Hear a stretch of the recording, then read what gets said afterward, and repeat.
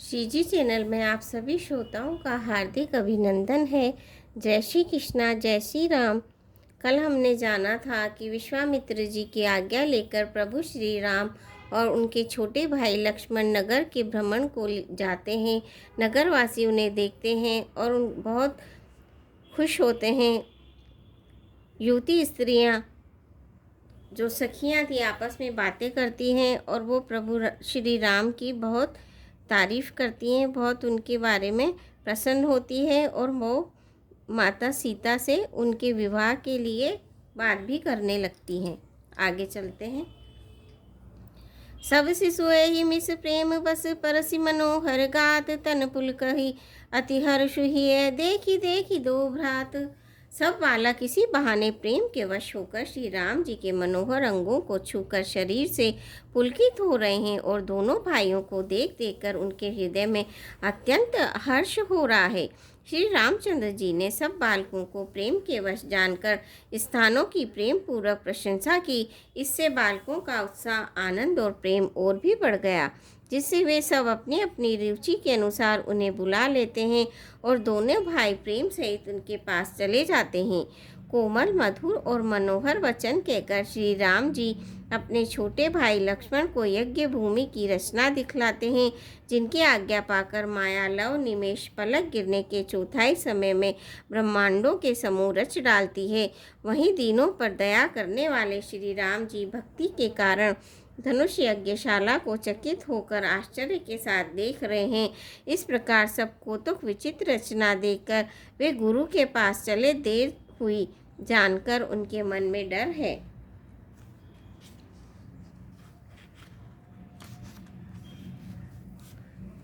जिनके भय से डर को भी डर लगता है, वही प्रभु भजन का प्रभाव, जिसके कारण इसे महान प्रभु भी भय का नाट्य करते हैं, दिखला रहे हैं। उन्होंने कोमल, मधुर और सुंदर बातें कहकर बालकों को जबरदस्ती विदा किया।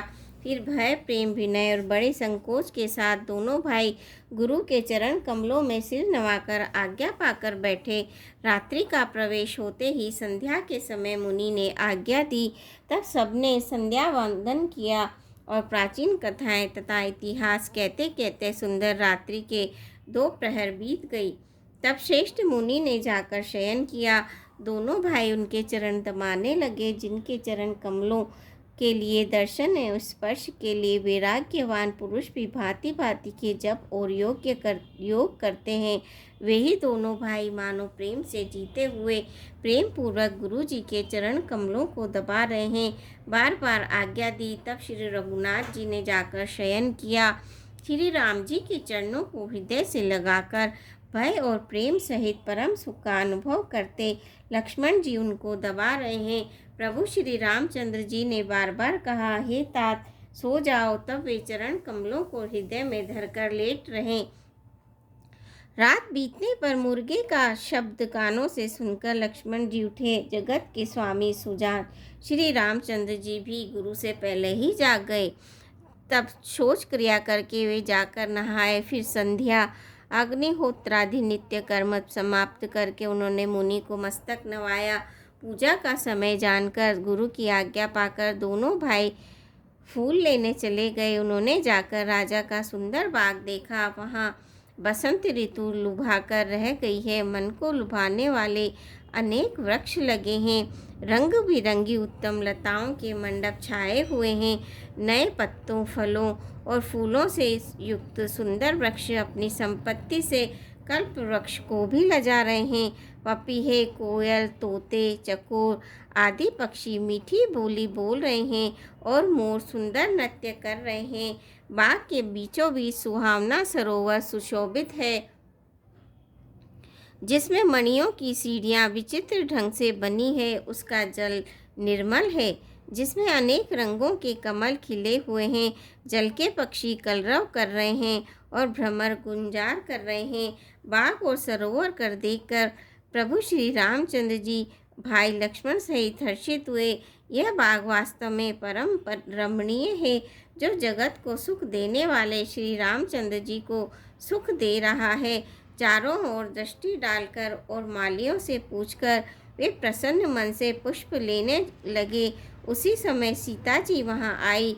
माता ने उन्हें गिरजा पार्वती जी की पूजा करने के लिए भेजा था। साथ में सब सुंदरी और सयानी सखियां हैं जो मनोहर वाणी से गीत गा रही हैं। सरोवर के पास गिरजा जी का मंदिर सुशोभित है, जिसका वर्णन ही नहीं किया जा सकता।